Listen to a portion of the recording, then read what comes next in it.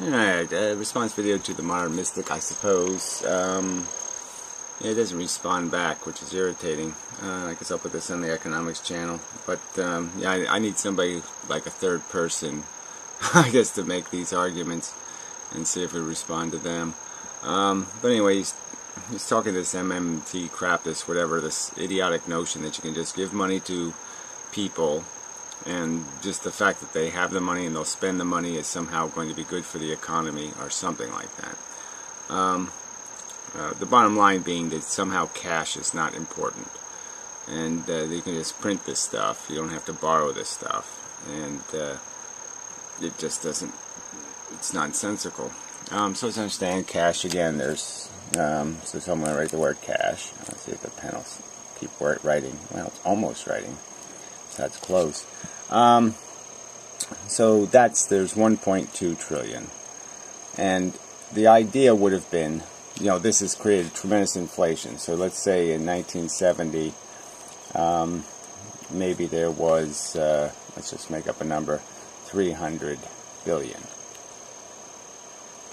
Alright, so now there's 1.2 trillion, and you can sort of see a correlation in inflation. There's been, like since 1980, there's been like some 500% inflation in the general economy. Some things more, some things less, but it's around this number of 500%. And that number can be seen in this amount of cash in circulation. So understand, this is cash in circulation, so we'll call it CIC. And that's the important word. It's in circulation. It's been released to the economy. It's on the market, so to speak. So like if I found a whole bunch of gold and I just kept it in a vault somewhere in my basement and nobody knew about it, it wouldn't mean anything. Gold would still be the same price it is, blah, blah, blah, blah, blah. But as soon as I let it be known I have the gold, and I put it on the market, I sell it to somebody, well, then we know it's going to drive the price down. So as soon as I try to sell it, it's going to drive prices down. And the same thing with cash. I mean, if you have cash in a vault, okay, it doesn't matter. But as soon as it's released, it matters, because now the value of cash will go down. And the trick is over time, the real problem has been, we don't have a precise record of exactly when they added this little extra bit of printed money. So, there's this term called printing the money. And there's a big difference between actually printing it, where you print actual bills and you actually give them into a bank and they actually go out of the bank, and printing it and you put it in a vault. So again, you've got to understand these two things. And so what the government's done now is it has these reserve accounts for the banks, and traditionally these reserve accounts had $30–40 billion in them, and now they have $4 trillion in them. And so it's really just vault cash, though. It hasn't been put into circulation yet. So it hasn't been turned into a real commodity. And just this is the thing to understand.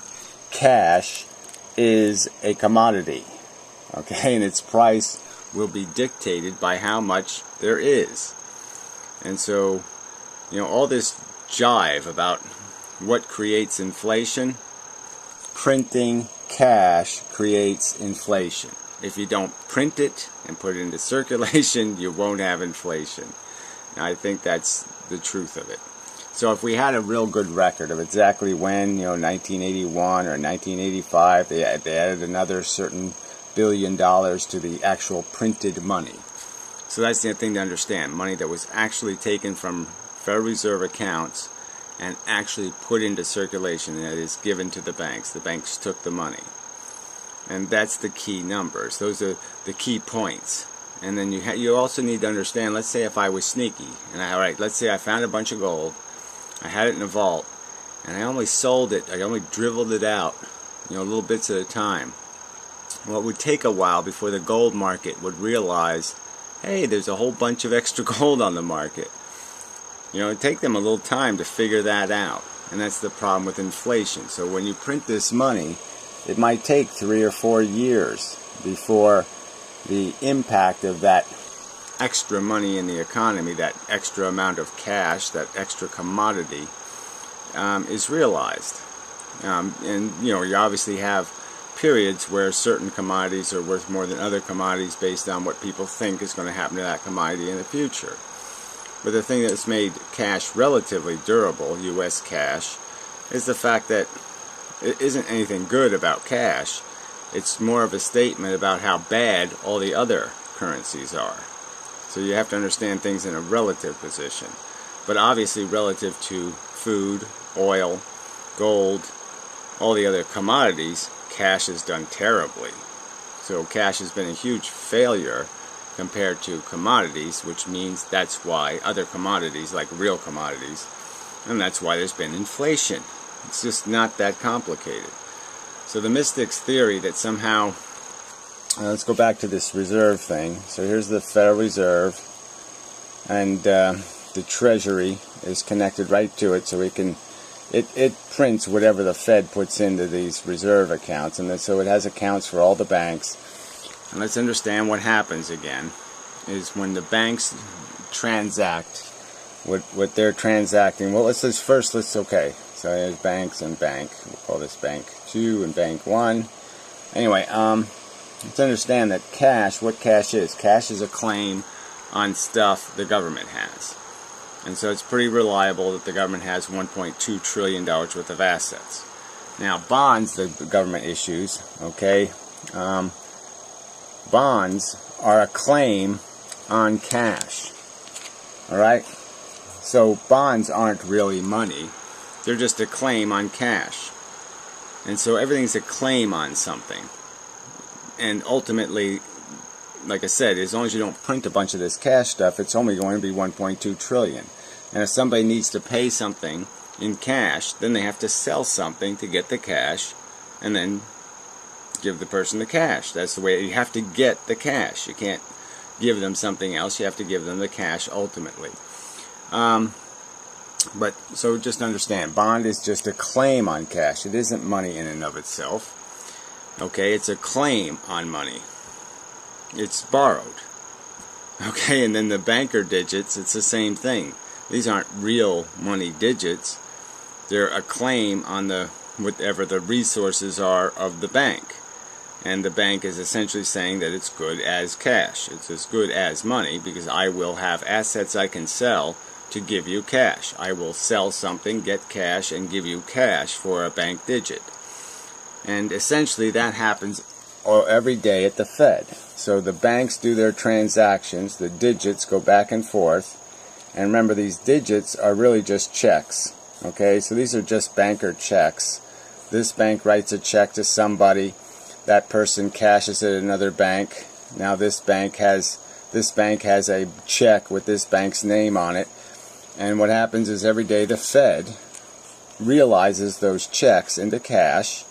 It converts them into real cash, and it makes, in this Federal Reserve cash account, it makes the appropriate, say, if after you do all the transactions, bank 2 is up $2 and bank 1 is down $2. Well, then the money's just switched from bank A to bank B's reserve account, and these are cash deposits in this reserve account, traditionally. And just so understand, the Federal Reserve, traditionally, it was the bankers' money that was in the Federal Reserve accounts. It was money the banks had to keep in the Federal Reserve just for the purpose of these transactions. And now, what the federal government has done is that it has injected $4 trillion, okay, of reserve money in these reserve accounts.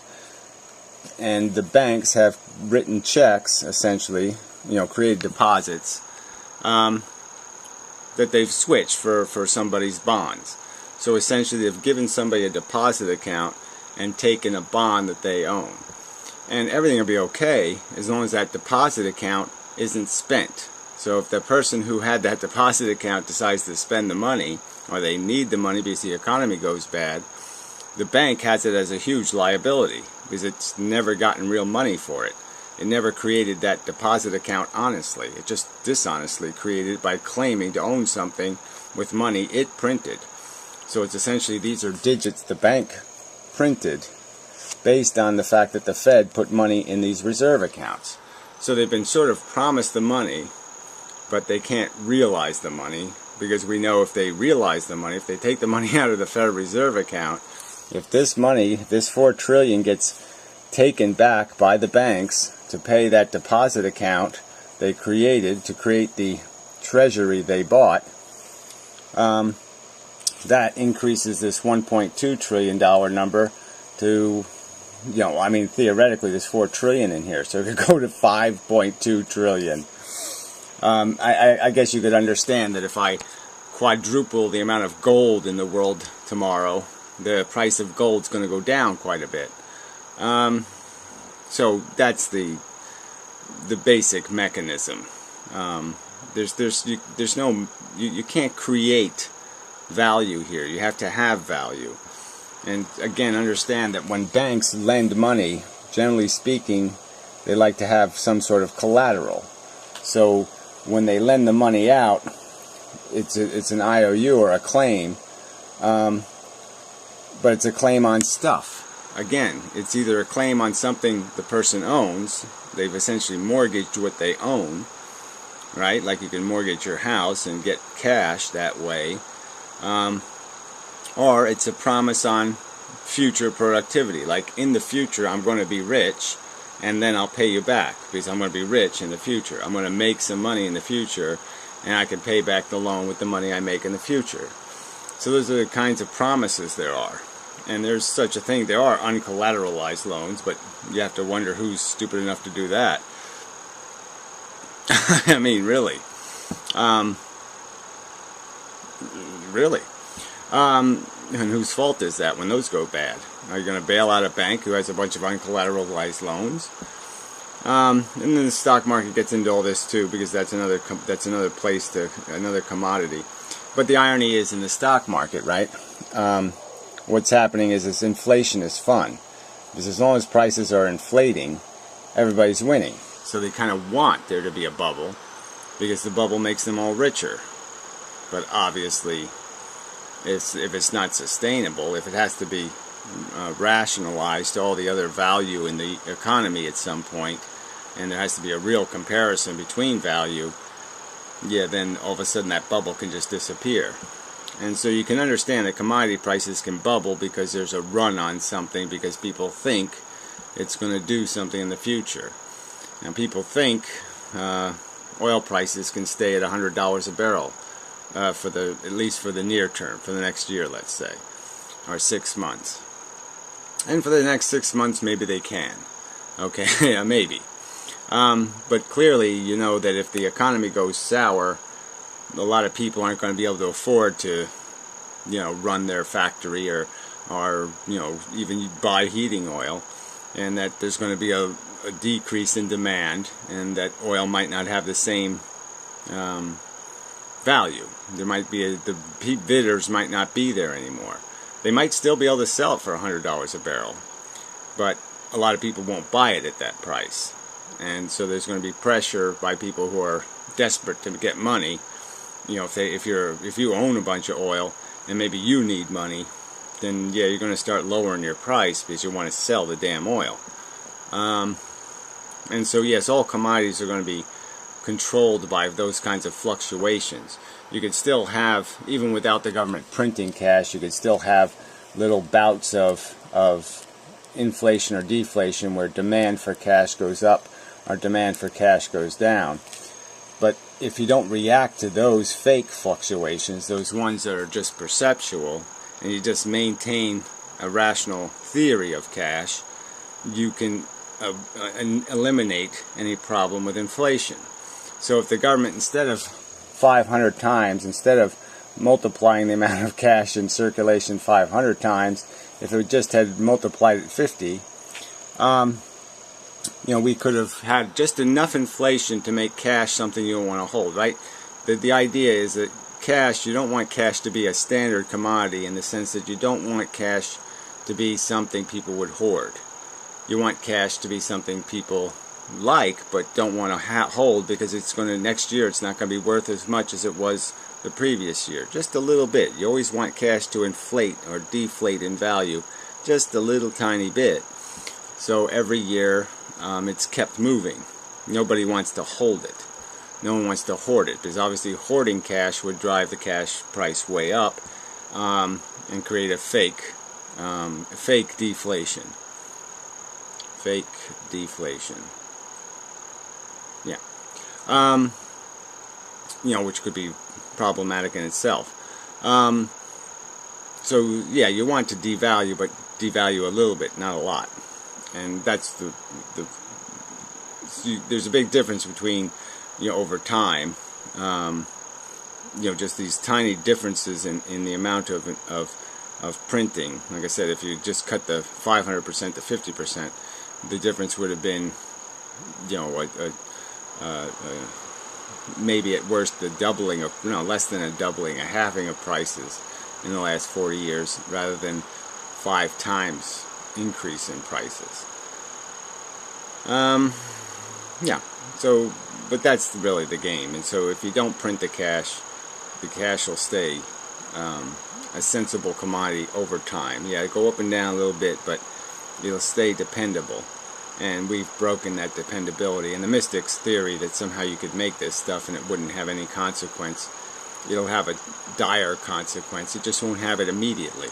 It'll have it as soon as it's realized in the action of the economy. So if you print the cash today, you're going to get inflation 3 years from now hard. Is the price you'll pay for it.